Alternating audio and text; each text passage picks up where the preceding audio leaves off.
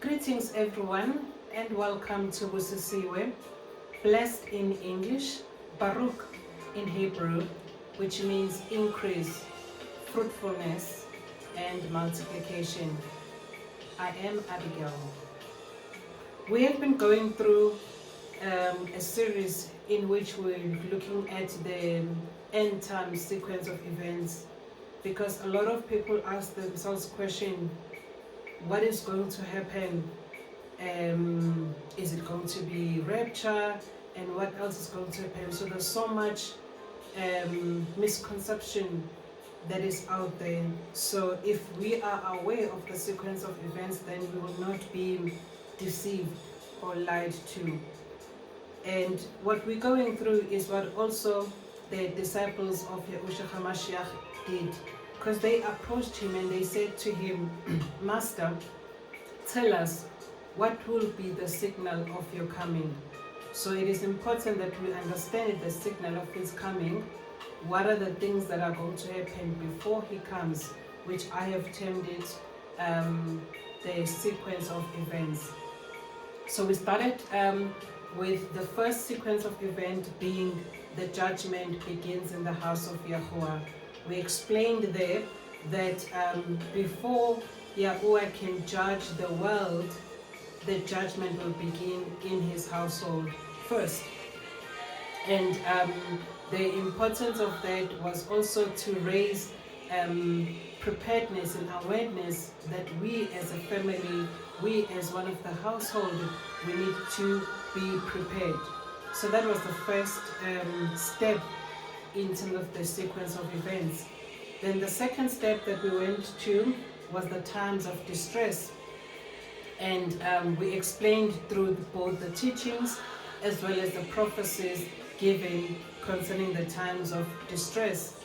And again, you can also see the order that before the times of distress that will affect the entire world, judgment would have started in the house of Yahuah, which we are already going through as an assembly, but more and more purification, pruning, chastisement is still is ongoing. And then today we'll be looking then on the third step of the sequence of events, and this third step is called the 3 days of darkness. I know that a lot of people have never heard of this term of the 3 days of darkness, which is very sad because everybody else is just looking at the time where the assembly would be taken away, which most people term it or call it the rapture. But the reality and the truth is there are so many other steps that are going to take place before the assembly, before the obedient one, which is very, very much important. That it's not because you are a believer you'll be taken away, but you have to be walking in obedience of his word, that you will then be taken away to a place of safety, which will also go to that particular steps. But as I say, there are some other stages or other events that will happen, which is what we are going through before the obedient ones will then be taken away. So this third step that we are looking at, or this third event called the 3 days of darkness, where do we find that scripture reference? It is in the book of Amos, Amos chapter 8 verse 9. It says, "And it shall be in that day, says Yahuah, that I shall cause the sun to go down at noon, and shall darken the earth on a day of brightness." So he is telling us that it will come to pass. It hasn't come to pass. So this is a prophecy according to Amos that will happen. And this is not figuratively speaking. There will be an actual day where the sun will be dark at noonday, and where the stars will not give its light. So a lot of the times when people read these prophecies, they think it's poetic, or it's a parable, or it's a figure of speech, but this is a prophecy of a reality that is going to happen. And as I said, that I believe that this generation that we're in, the era that we're living in, is the era of the last generation before the coming of Yahushua HaMashiach. Now, as I always say, that there is nothing new under the sun. What has been is what shall be. So we'll be looking then at where have we seen the day or the sun being dark during noontime. And that has happened before, but it will happen yet again. So we're gonna start by what to expect, or what is the signal of the 3 days of darkness. What is the sign? What is it telling us? What is alerting us or awakening us to? The 3 days of darkness is a sign that says deliverance is imminent. The 3 days of darkness is a sign that tells us that deliverance is around the corner. And we can see this with the children of Yashar'el when they were in Mitsriym. And again, like I say, the deliverance will be for the obedient ones. It doesn't mean that everyone who just raises up their hand and say that they are accepting Yahushua HaMashiach as their master and their deliverer, that's the end of it, and they must just wait for the deliverance to happen. Only the ones obeying His commandments, His instructions, that will be delivered. Now let's look at the book of Shemoth, otherwise known as Exodus chapter 3 verse 7, and it says, "And Yahuah said, I have indeed seen the oppression of my people who are in Mitsriym, and have heard their cry because of their slave drivers. For I know their sorrows, and I have come down to deliver them from the hand of the Mitsriym, and to bring them up from the land to a good and spacious land, to a land flowing with milk and honey, to the place of Canaanites, the Kittites, the Amorites, the Perizzites, the Kuyas, and the Yebusis." Now, as I've been saying, as we've been going through this series, deliverance will happen after the times of distress. Deliverance will happen because Yahuah would have heard the cries of His people, the oppression, would have seen the oppression of His people. Then He will then come and deliver. And that's why I've been emphasizing the whole issue of understanding the sequence of events, that we're not just going to be taken away and that will not go through the times of distress. It is written that we'll go, ordained that we'll go through the times of distress, but Yahuah will keep us, will protect us through those times of distress. The other part that I want us to also look at is then Shemoth chapter 10 verse 21, or Exodus chapter 10 verse 21. And Yahuah said to Moshe, "Stretch out your hand towards the Shamayim, or towards heaven, and let there be darkness over the land of Mitsriym, or Egypt, even a darkness which is felt." And Moshe stretched out his hand towards the Shamayim, and there was thick darkness in all the land of Mitsriym for 3 days.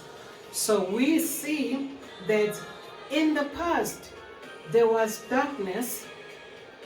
This darkness was so thick that it could be felt. And this darkness happened for 3 days. This darkness, during this darkness, the sun did not shine for 3 days.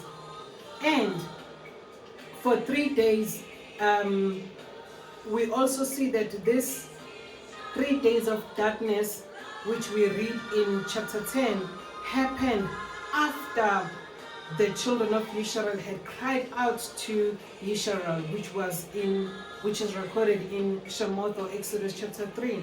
So again, we can see the sequence of events, that it's the times of distress, crying out to Yahuah, Yahuah seeing the oppression of his people, and then he brings deliverance. But before bringing the deliverance, this is what happened. He caused the sun not to shine for 3 days. He caused the darkness to cover the earth, to cover Mitsriym for 3 days. Verse 23 says, they did not see one another, nor did anyone rise from his place for 3 days, while all the children of Yashar'el had light in their dwelling. So this is the part that I want to emphasize here, that the 3 days of darkness was actually twofold. One, it was a judgment to the Mitsriym for how they mistreated or ill-treated, oppressed the Yashar'el. So they were judged by this darkness covering them, Mitsriym, for 3 days. But verse 23 tells us that there was light in the dwelling of Yashar'el. So in Goshen there was light, while there was darkness in Mitsriym. And you will also recall that I mentioned when we've been going through this series, when we're looking at the times of distress, I mentioned that of the 10 plagues that were poured out by Yahuah to Mitsriym, the children of Yashar'el only suffered 3 of those plagues. The first one was the Nile River being turned to blood. The second one was when there was frogs everywhere. And then the third one was the least that was on their animals, on their hair, on everything. Those are the only 3 that affected Yashar'el. The remaining 10 plagues did not affect the children of Yashar'el. Hence, the warning that I've constantly been saying that inasmuch as the times of distress, we will not be suffering the full wrath of Yahuah because of being the obedient ones. But those times of distress, we will experience some of the distresses that will be affected by the whole world, or rather that will be felt by the whole world.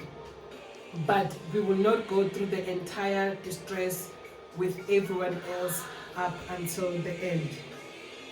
Now, the other part where we see this happening is a question might ask you, what happened then during these times of darkness? If we look at the book of Yasher or JASHER, chapter 80, from verse 36 to 39, it says, I'm reading from Yasher or JASHER, chapter 80, verse 36 to 39. It reads, at that time died many of the people of Yashar'el who had rebelled against Yahuah and who would not listen to Mosheh and Aharon, and they believed not in them that Yahuah had sent them, and who had said, we will not go from the Mitsriym lest we perish with hunger in the desolate wilderness, and who would not listen to the voice of Mosheh. And Yahuah plagued them in the 3 days of darkness. And Yashar'el buried them in those 3 days without the Mitsriym knowing of them or rejoicing over them. So what we're seeing here is that, as I said before, that the 3 days of darkness is a form of judgment to the disobedient one, but a signal or a sign of deliverance for the obedient ones. Whether you are Yashar'el or not Yashar'el, the key issue here is obedience. It is not that by virtue that you are Yashar'el by descent or by adoption, you automatically have a get out of jail card, or you will just make it to the reign of the Shamayim. No, the qualification here, the condition here is obedience. A lot of people, they miss interpret or misunderstand the grace of Yahuah or the favor of Yahuah, mohau wa modimo, or umusa kankulunkulu, that they just think that by raising up their hand and saying that they're accepting Yahushua HaMashiach as their deliverer, that's all they need to do. If you disobey, you will suffer the consequences. Just like in the time of Passover, we learned that the Yashar'el who did not put the blood, who did not obey in putting blood on their doorpost as they were instructed, then they would, because the condition there was that if I see blood, then I will pass over, which means if there is no blood, then you're going to die. But also the contrary is true, that with Mitsriym, even though they were Egyptians, but for them to hear the word and to obey the word, as far as putting the blood on their doorpost, they were protected, they were delivered. So it's very important that a lot of unfortunate messages that are going out there, which is the message of grace, it seems like there is no condition. There is a condition that must be met. That's how oath or covenants work. If you do this, I will do that. If you do that, I will do that. That's if you falter in your side of the covenant, your side of the oath, then the whole covenant or oath is nullified, becomes null and void. So this is a situation that we learn in the book of Yasher, or Joshua chapter 80 verse 36, that this Yashar'el, the Yashar'el who were disobedient, who argued with Mosheh and Aharon, who did not want to receive the word and listen to their word, and even saying that they were not called by Yahuah, they died during the 3 days of darkness. Just like the Mitsriym who died in the 3 days of darkness. They died. The same who complained and said that they're not going to go to the wilderness and that they're going to be hungry in the wilderness, they died. And Yashar'el, they actually had to cover the shame and bury these people during these 3 days of darkness. Because remember why they were able to bury the disobedient Yashar'el? Because there was light. Because in Goshen there was light. So please always remember, we are measured in the kingdom of Yahuah by obedience. Not just because you are born Yashar'el, or you have been adopted to Yashar'el, or you've raised your hand and say you accept Yahushua HaMashiach, then you automatically qualify to enter the reign of the Shemayim, or the kingdom of heaven. While we're still also on the book of Yasher, chapter 80, verse 41, it says, "And the days of darkness passed away, and Yahuah sent Mosheh and Aharon to the children of Yashar'el, saying, Celebrate your feast and make your Pecach or Passover. For behold, I come amid the night amongst all the Mitsriym, and I will smite all their firstborn, from the firstborn of a man to the firstborn of a beast. And when I see your Passover, or when I see the blood on your doorpost, I will pass over." So we can already see from here, in terms of the sequence of events, that the 3 days of darkness immediately is followed by the Passover. And we know what was the significance of Passover. The Passover was signaling deliverance, where the Yashar'el were taken out of Mitsriym into the wilderness. And as I explained, that nothing new under the sun, even in our times, even in our generation, that is what will happen. That it will be step one, judgment beginning in the house of Yahuah, which is already happening and continues to happen. Step number two, it will be the times of distress, that will affect everyone, but Yahuah will protect us. Step number 3, it will then be the 3 days of darkness. As soon as that 3 days of darkness happen, it's a sign for us. It's a signal for us, the obedient one, that deliverance is imminent, because we've seen in the past that before the Passover, there was 3 days of darkness. And the Passover was when they were taken out of Mitsriym into the wilderness.